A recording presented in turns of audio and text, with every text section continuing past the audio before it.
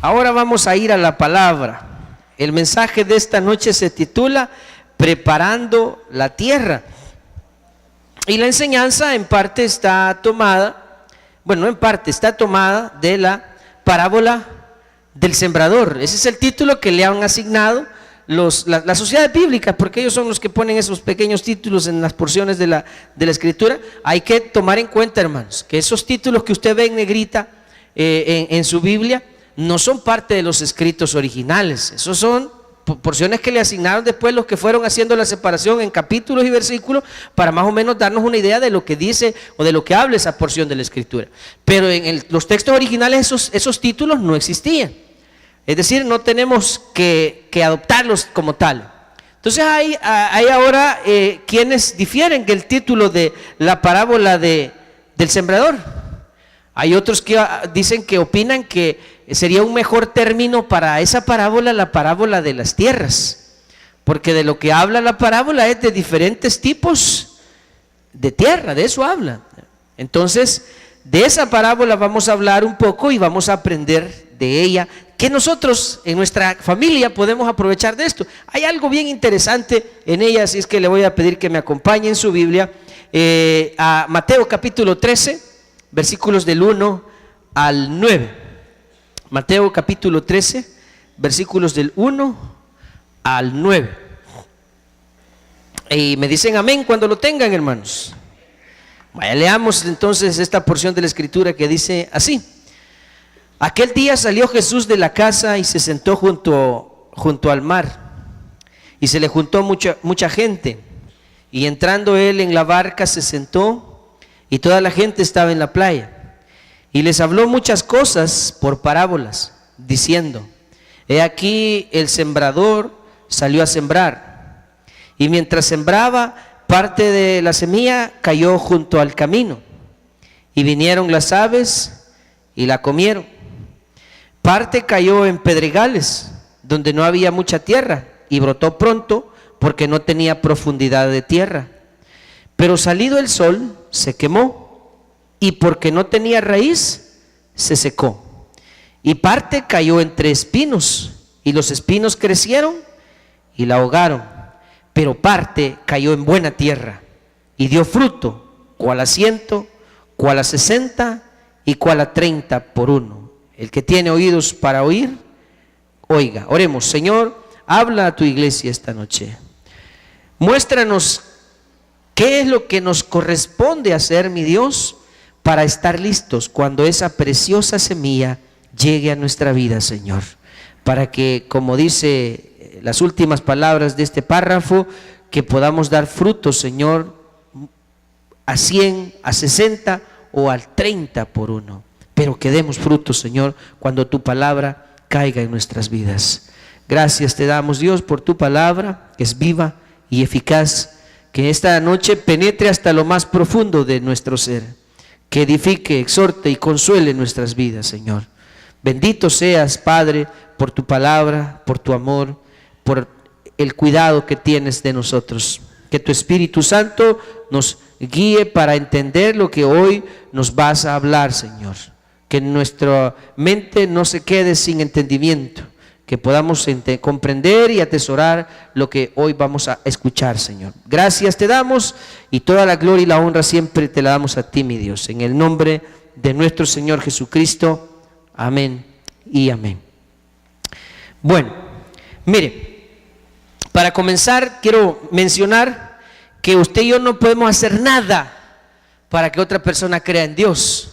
No depende de nosotros. Yo no puedo hacer que mis hijos sean cristianos porque yo quiero que ellos sean cristianos. No puedo hacerlo. No puedo yo hacer que ellos crean en Dios. Yo puedo hablarles del evangelio, puedo cuidarlos y tratar de evitar que ellos se metan en problemas. Puedo enseñarles buenos principios, puedo enseñarles los principios del reino, pero yo no puedo hacer que ellos sean cristianos. El único que decide eso, ¿quién es? Es Dios. Dios es el que decide quiénes creerán en Él, quiénes estarán escritos en su libro. Él decide quiénes van a pasar la eternidad con Él.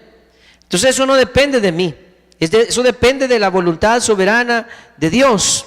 Ahora, lo que sí nosotros podemos hacer y aquí viene la parte que tiene que ver con esta parábola, nosotros podemos cuidar de las circunstancias o de las condiciones que rodean a la tierra donde va a caer la semilla.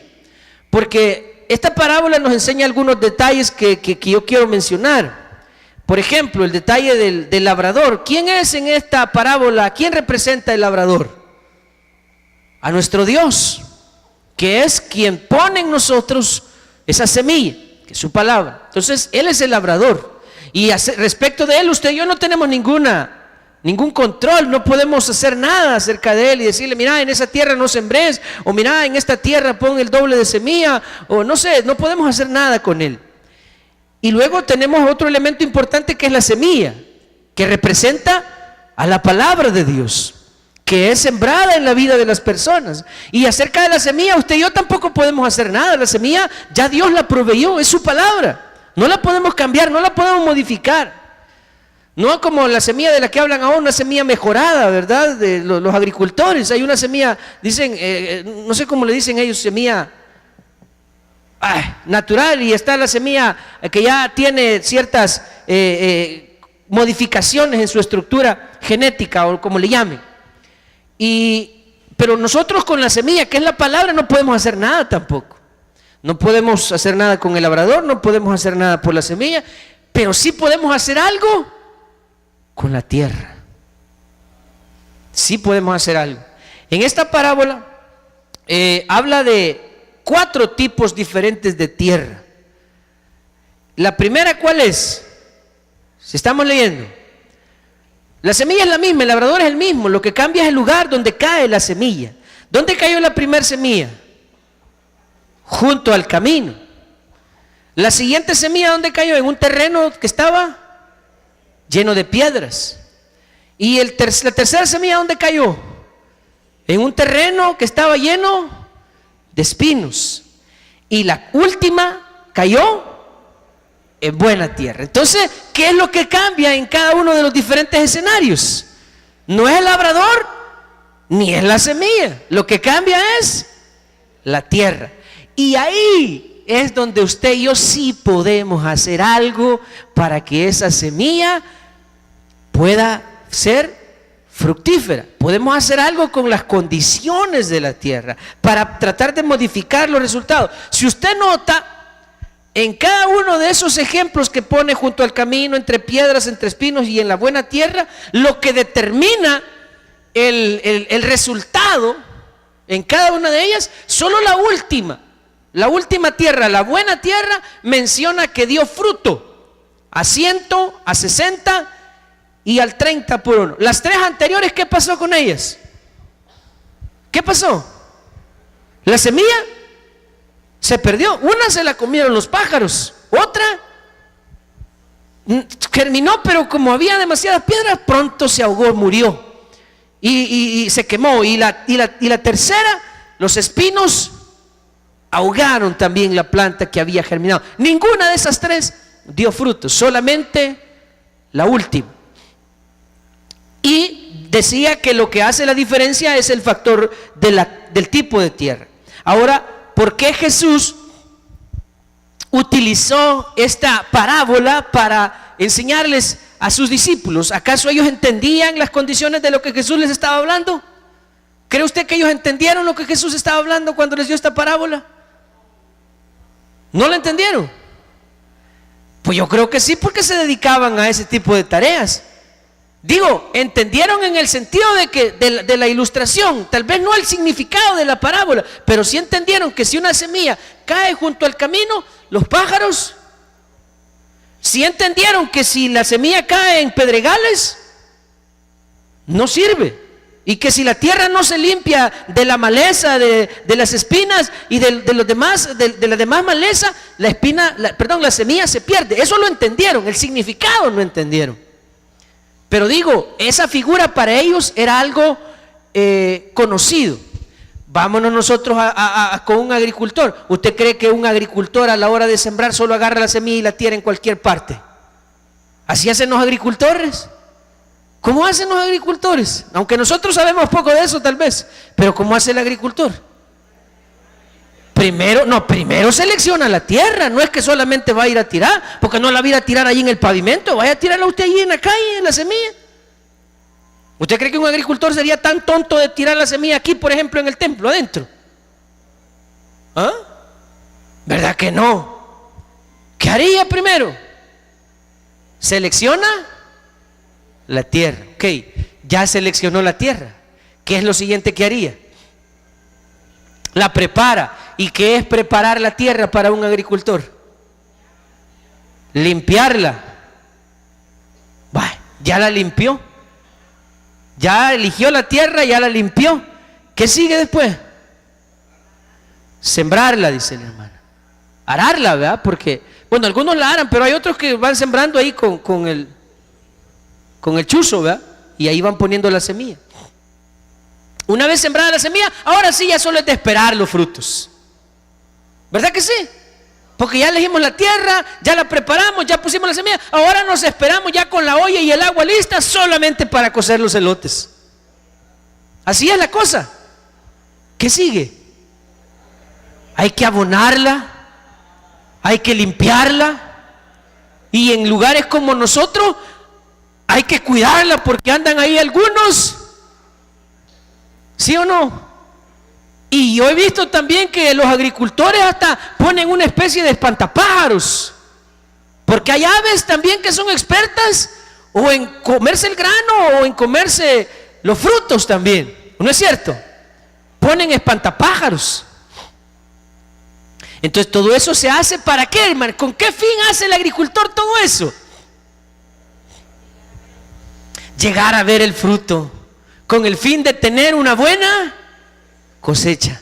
Jesús nos ilustró a través de ese ejemplo de la agricultura lo que es cuidar de la vida espiritual para que llegue a haber fruto. ¿Cuántos de ustedes quieren que en cada uno de los miembros de su familia haya fruto al menos al 30 por uno? ¿No quisieran ustedes que cada miembro de su familia diera fruto para el reino de Dios al menos al 30 por uno? Yo anhelo eso en los de mi casa, que cada uno de los que están conmigo den fruto al menos al 30. Es fabuloso si fuera al 100 por uno. Pero como ya les dije, yo no puedo hacer nada con el labrador, ni puedo hacer nada con la semilla. ¿Qué puedo hacer yo? Preparar la tierra. Eso puedo hacer yo. Y ese es el trabajo de los sacerdotes de la casa, preparar la tierra. A veces tenemos que hacerle de espantapájaros en la casa. ¿Y cómo hacemos? Sí, a veces tenemos que espantar a los pájaros que llegan a quererle comer la semilla a nuestros hijos, a los de nuestra casa. Las malas amistades, tenemos que espantárselas, porque les quieren llegar y robar la buena semilla. ¿A usted nunca le ha tocado hacer de espantapájaros? Yo ya he andado espantando sopilotes y esa clase de aves carroñeras. Hay que espantarlos para que no vayan a robar la semilla que el Señor ha sembrado en esas vidas. Y a otros hay que andarlos, ahí hay que andar con la cuma todo el tiempo, porque hay que andar ¿qué? Bueno, el agricultor cuando va a la milpa, una herramienta indispensable, él va a ver cómo va la milpa, ¿verdad, hermano Aníbal? ¿Y qué lleva? ¿Por qué? Porque día a día, más en esta época que está lloviendo mucho, la hierba o la mala hierba crece y el peligro es que pueda ahogarla. Entonces hay que andar deshiervándola. Y también nosotros ahí andamos. En casa hay que andarle volando la maleza a la gente. Solo que a veces no es con una cuma, es con un garrote o con un cincho. ¿O no es así? Así se le anda quitando la mala hierba a la gente para asegurarnos de que la tierra se mantenga lista, limpia, sin maleza, sin nada que pueda estorbar o dañar o impedir que la semilla produzca el fruto que Dios y nosotros anhelamos. Esa es la parte que nosotros hacemos. Entonces, en el caso de nuestra familia, de nuestra casa, nosotros tenemos la tarea de cuidar de ellos. Mire, quiero que vaya conmigo ahora a otro pasaje En Lucas capítulo 13, también Lucas 13, versículos del 6 al 9, hay otra parábola que tiene cierta relación.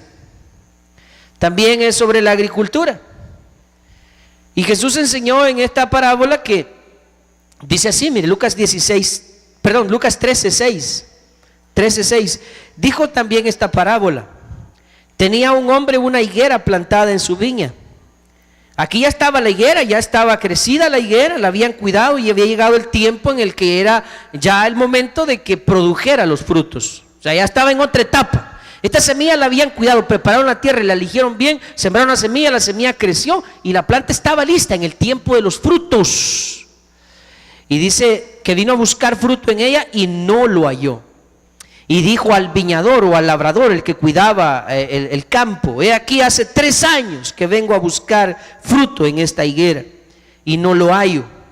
La orden del dueño de la viña es: córtala. ¿Para qué inutiliza también la tierra?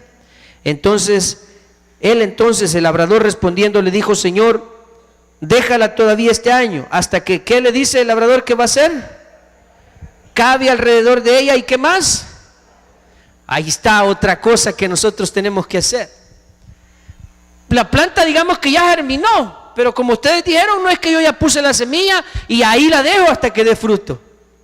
Hay que cuidarla. Cavar alrededor significa lo que algunos hacen con sus plantas en la época seca, para que las plantas se mantengan siempre bonitas. ¿Qué hacen las hermanas con sus jardines en época de que no llueve? Si los dejan ahí hasta que vuelve a venir el invierno en mayo, a esperar a que las plantas ahí permanezcan. Así hacen las hermanas con sus flores, sus plantas ornamentales. ¿Qué están haciendo con ellas?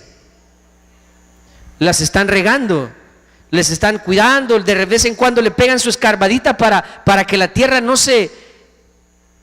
para ablandar la tierra, como dice, y le pegan su mojadita y le ponen abono y qué sé yo, le están quitando las ramas secas y etcétera. Ese cuidado también hay que tenerlo con nuestra vida. Cuando llega un momento en el que alguien dice: bueno, le voy a poner un caso. Imagínese un cristiano aquí que ya tiene un hijo de 27, 30 años. Lo crió en los caminos del Señor y tiene 30 años y todavía no se le ve ningún fruto. Es como dice el Señor: ¿acaso no es tiempo ya de que esta higuera dé frutos? Dirá: sí, claro. Y entonces dice el Señor: pero como ya se pasó el tiempo, cortémosla. Y viene el labrador y dice: no, démosle una oportunidad más. Pero no solo le demos tiempo, hagamos algo por ella. Cuidémosla, cavemos a su alrededor, pongámosle agua, abonémosla y esperemos a ver qué pasa. Entonces, esa tarea de cuidar de las plantas después que la semilla ha sido sembrada es trabajo nuestro. Y busquémosle la aplicación a esto. ¿Qué sería cavar alrededor y abonarla? Para usted, ¿qué sería eso? El equivalente en términos espirituales. Cavar alrededor y abonarla es traerlos a la casa de Dios. Es sentarse con ellos y compartirles la palabra. Es amonestarlos de parte de Dios con sabiduría. Es corregirlos cuando se equivocan con amonestación, como dice la Biblia, amonestación del Señor. Eso es cavar alrededor y abonarla. Es no dejar de proveerles la palabra de Dios, porque dice la Biblia que la fe viene por oír y por oír la palabra de Dios. Es nuestro alimento espiritual. No solo de pan vive el hombre, sino de la palabra que sale de la boca de Dios. Ya vamos a ver que hay algo más, otras funciones que la escritura, la palabra de Dios en nuestra vida cumple también. Y ese es el trabajo que cada uno de nosotros como sacerdote de nuestra casa tenemos, de andar espantando a los animales, a todo aquello que pueda venir y dañar la semilla, que pueda venir y dañar la planta. Debemos limpiarla. ¿Y sabe qué más tenemos que hacer nosotros? Tenemos también a veces que quitar las piedras, porque ahí dice que hay un terreno donde hay que quitarle las piedras. Yo tengo familia en el oriente de nuestro país, y hay unos terrenos que son así bastante áridos y pedregosos, pero aún así la gente los utilizan para sembrar. En aquel tiempo los utilizaban para sembrar maíz y maguey, Eso es lo que había en ese terreno. Pero la gente se tomaba el trabajo, fíjese usted, de quitar las piedras. Y adivine qué hacían con las piedras. Los que han visitado la zona de Oriente, San Miguel, para allá, la Morazán, la Unión, ¿sabe qué hacían con las piedras? Hacen cercos. Delimitan sus terrenos con el montón de piedras, lo limpian del terreno de las piedras y hacían cercos algunos no tenían cercos con palos y ¿cómo se llama? Y alambre, sino que los cercos eran de piedras y luego sembraban, pero le quitaban la mayor parte de la piedra al terreno para poder utilizarlo. Así a nosotros a veces nos toca también hacer ese trabajo de limpiar la tierra, de quitarle piedras.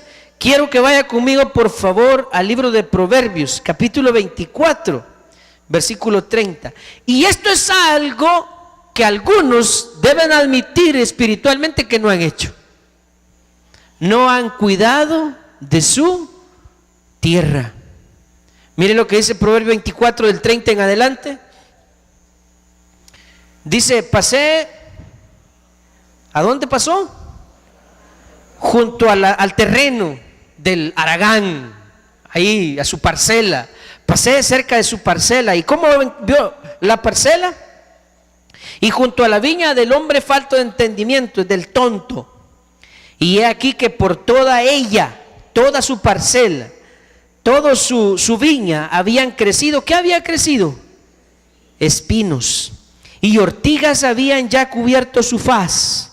¿Y qué pasaba con la cerca? Estaba destruida. Entonces, ¿cómo estaba esa viña? Estaba descuidada. Así está la viña de algunos.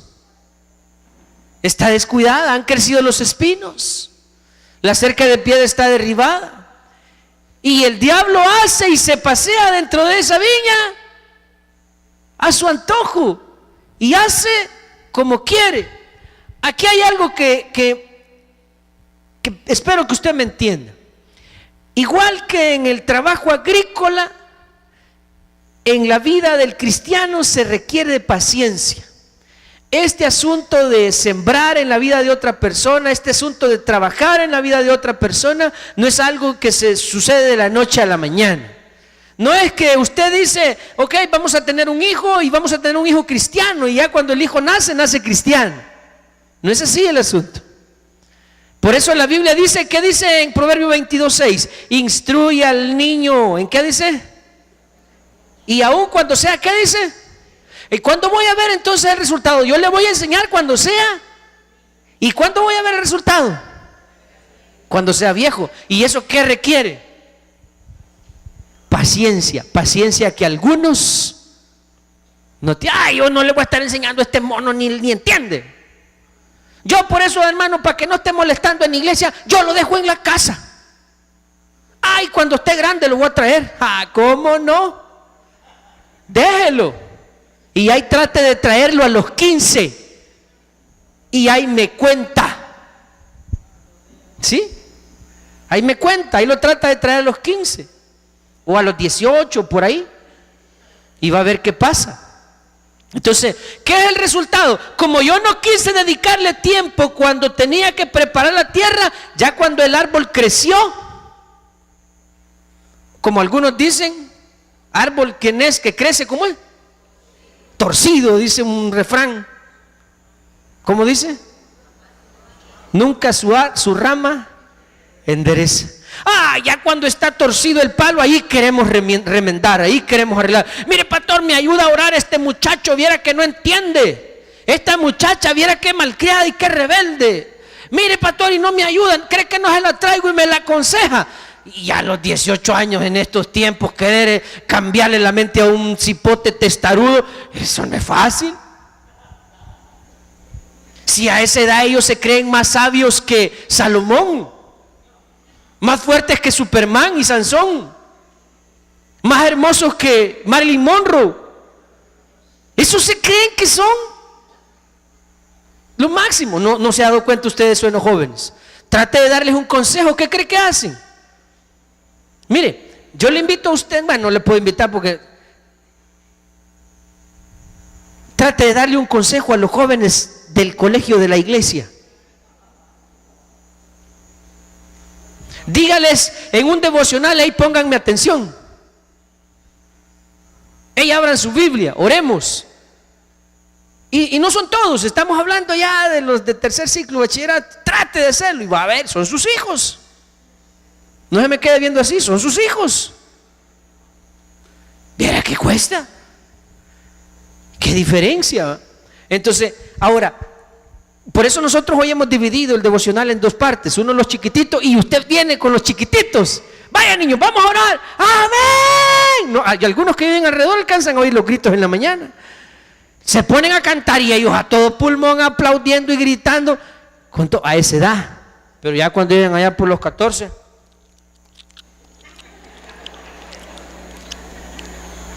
¿en serio? O sea, ellos quieren demostrar que ellos no creen en Dios. Entonces, por eso es que cuando se tiene que hacer el trabajo, cuando están, hay que enseñarles, hay que tener paciencia, hay que cuidar la tierra, porque dice el Señor que el labrador, para participar de los frutos, ¿qué tiene que hacer? Debe trabajar primero y debe ser paciente, porque la cosecha no se logra de un día para otro. Si somos pacientes, mis queridos hermanos, y nos tomamos el trabajo a nuestros hijos de le comprar su Biblia, la lee con él, lo trae a la iglesia, lo corrige, le enseña, ora con él todas las noches, le habla la palabra. Usted dice, ay hermano, pero es que eso, ¿cuánto tiempo tengo que hacerlo? Toda la vida. ¿Y qué va a pasar? Cuando sea grande, dice, no se aparta. Ahí vamos a ver los frutos. Ahí vamos a decir, valió la pena. Así va a decir usted cuando sean grandes. Ahora, véale el otro lado. Yo le voy a poner la otra cara de la moneda. Y aquel que no se tomó la molestia de enseñarle cuando estaba pequeño, ¿ah? Pregúnteles cómo la pasan hoy. Pregúntele a los papás que no tuvieron tiempo para corregir a sus hijos cuando estaban pequeños, o no los querían traer a la iglesia, o no les querían molestar con estas cosas de Dios. Pregúnteles cómo les va ahora. Pregúnteles si la pasan bien. ¿Sí? Entonces, ¿ahora qué? ¿Qué hacemos ahora? ¿Podemos volver el tiempo atrás? No. Quizá perdimos la oportunidad. Ahora no queda más que orar al Señor, como dice la Biblia, por si quizá Dios les conceda que se arrepientan. Pero hubiera sido más fácil desde pequeño ir cuidando la tierra, preparándola, limpiándola, ahuyentando las aves y haciendo todo lo que era necesario hacer para que cuando la palabra de Dios, la semilla cayera, produjera fruto a 100, a 60 o al 30 por uno. Eso era lo ideal. Dije, nosotros no podemos lograr que una persona sea cristiana, pero sí podemos trabajar preparando la tierra. Y esa es la tarea nuestra. En casa usted prepare la tierra, hermano. Y la Biblia también nos da algunas ideas de lo que nosotros podemos hacer para preparar esa tierra. Vaya conmigo, por favor, hay un pasaje que está déjeme ver, aquí lo tengo, es Salmo 119:9. Salmo 119:9. Usted le quiere ayudar a los suyos, a sus hijos, vaya, para que ellos tengan el camino limpio y su vida alrededor esté lista para cuando la palabra de Dios llegue. ¿Qué dice el Salmo 119:9? ¿Con qué limpiará el joven su camino? Como aquella pregunta, ¿y ahora quién podrá? Aquí, ¿con qué limpiará el joven su camino? Y la respuesta es, ¿cómo puede entonces usted limpiar el camino de los jóvenes? Enséñeles a guardar su palabra. Y entonces usted les estará enseñando algo bueno que a largo plazo usted verá los resultados. Gente temerosa de Dios, gente apartada del mal, gente que utiliza el tiempo para cosas buenas. Como dice la Escritura, mirad con diligencia cómo andéis, no como necios, sino como sabios, aprovechando bien el tiempo. Usted va a ver a jóvenes y a personas que aprovechan bien su tiempo. ¿Por qué? Porque les enseñó a limpiar su camino con la palabra de Dios. También dice en el Evangelio de Juan, capítulo 15 y versículo 3, Juan capítulo 15, versículo 3, Jesús le dijo a sus discípulos cuando estaba hablando de que tenían que llevar fruto, les dijo: ya vosotros estáis limpios por la palabra que os he hablado. ¿Qué entonces es lo que limpia nuestra vida y limpia nuestro camino? La palabra de Dios. Entonces, ¿es importante, es útil venir a la iglesia a recibir la palabra? Por supuesto. Por eso nosotros decimos: venga a la iglesia, traiga a su familia, porque aquí el Señor le va a estar pegando todo el tiempo su pequeña deshiervadita. Y mire qué fabuloso es estar en una congregación así un poco numerosa, porque usted no se clava con el predicador. Imaginémonos que en esta congregación solo vinieran aquí los 4 hermanos. Aquí es cabal, los hermanos Mejía y Armando. Y yo estuviera predicando esto, yo diría que por ellos, que a saber qué les sé yo a ellos, y por eso lo estoy diciendo. Pero la bendición es que aquí hay tanto que usted no puede clavar. Y si usted lo toma personal, déjeme decirle que yo ni siquiera sabía si usted iba a venir ahora porque estaba lloviendo temprano. Así es que no preparé yo el mensaje pensando en usted. Ahora, si Dios le habló esta noche a usted o le está hablando, eso es asunto suyo con el Señor. Amén. Y por eso digo, qué bendiciones que cuando nosotros venimos a la casa de Dios, Dios siempre nos está perfeccionando, nos está edificando, nos está consolando, está haciendo algo en nuestra vida, y eso es bueno, eso es bueno. Mire, yo creo que nosotros deberíamos de sentirnos tristes y preocuparnos cuando al venir a la casa de Dios no sintamos que Dios nos ha hablado. Ahí deberíamos preocuparnos. Pero si en alguna manera la palabra de Dios nos incomoda, alégrese, porque la misma Escritura afirma que la palabra, oiga con qué la compara el Señor. Dice que la palabra es como espada de 2 filos. ¿Así dice o no? Y dice que penetra hasta lo más profundo. ¿Por qué no dijo que es como un alimento que penetra hasta allá adentro y cambia? No, dijo que es como espada. ¿Por qué como espada? ¿Qué podría ser una espada que lo atraviesa a usted? ¿Hola? Hiere. Amén. ¿Y qué más dice que es la palabra de Dios? También dice que es como un martillo que quebranta la piedra. Si me imagino darle un martillazo a una piedra, también, y si Dios compara que su palabra es como un martillo que quebranta, debe de doler. Dice que es como fuego que purifica. ¿Acaso exponernos al fuego también no causa dolor? Sí, todo eso es como espada, es como martillo y es como fuego. Así es su palabra. Por eso nosotros también no debemos asombrarnos o extrañarnos cuando la palabra de Dios cause alguna incomodidad en nosotros al recibirla. Es parte del cometido de Dios para con nosotros. Entonces, el trabajo nuestro es cuidar para que esa palabra produzca fruto en la vida de las personas. Preparar el terreno, las condiciones, el entorno donde va a caer la semilla, preparar la tierra es nuestro trabajo. Vaya conmigo ahora a Josué, capítulo 1, versículo 8. ¿Qué pasa cuando ya nosotros hemos cuidado de la tierra o estamos cuidando de ella? Con la palabra. La palabra que es la que limpia el camino. La palabra que es la que se encarga también de que haya fruto en la vida de las personas. Mire lo que dice en Josué 1:8. Nunca se apartará de tu boca este libro de la ley, es la palabra de Dios, sino que de día y de noche meditarás en él, para que guardes y hagas conforme a todo lo que en él está escrito. En esta última parte quiero hacer énfasis, porque entonces, ¿qué dice que va a pasar entonces? Harás prosperar tu camino. ¿Y qué va a pasar? Entonces viene y usted desde niño le enseña, desde pequeño le enseña al niño a guardar su palabra, a temer a Dios, a obedecerle, a respetar a Dios. ¿Qué está usted haciendo en la vida de ese niño para cuando él sea grande? Le está enseñando, pero ¿con qué fin? De ahí lo dice. Para que te vaya bien. ¿O qué dice al final del versículo 8?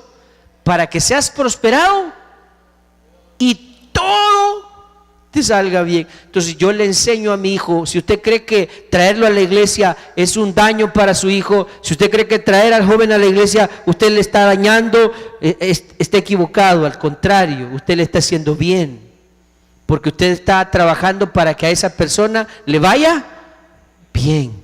Eso dice la Biblia.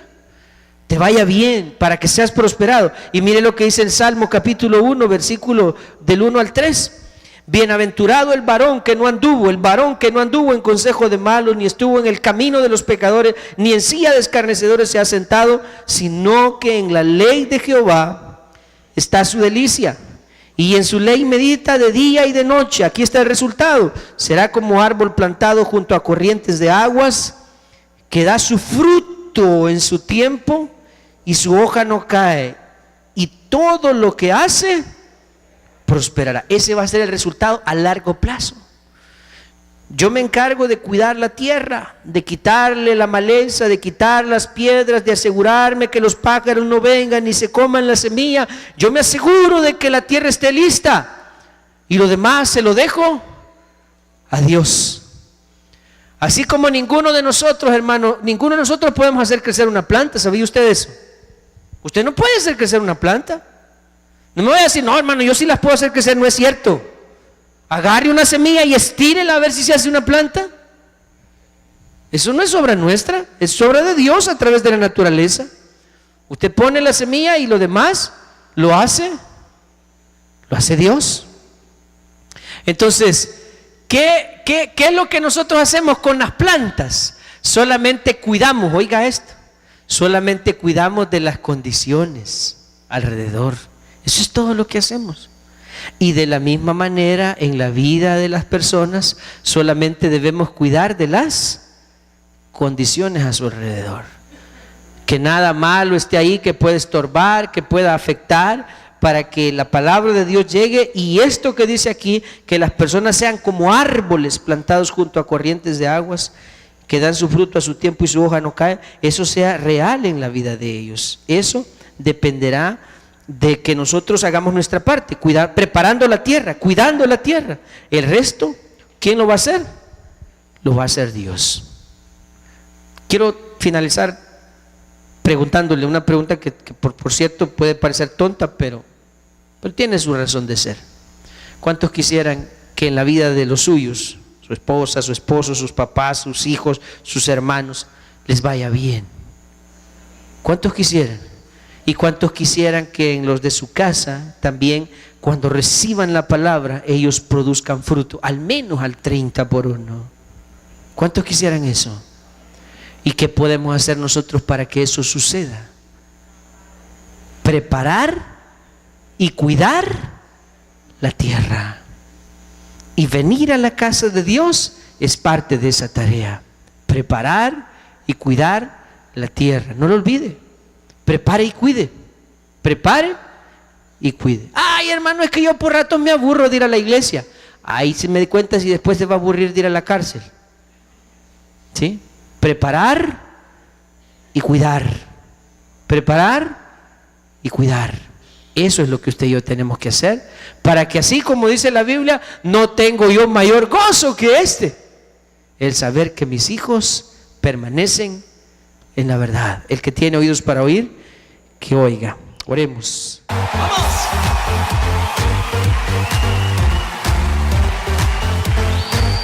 Dile a la persona que está junto a ti, exalta conmigo a Jesús. ¡Vamos! ¡Sí!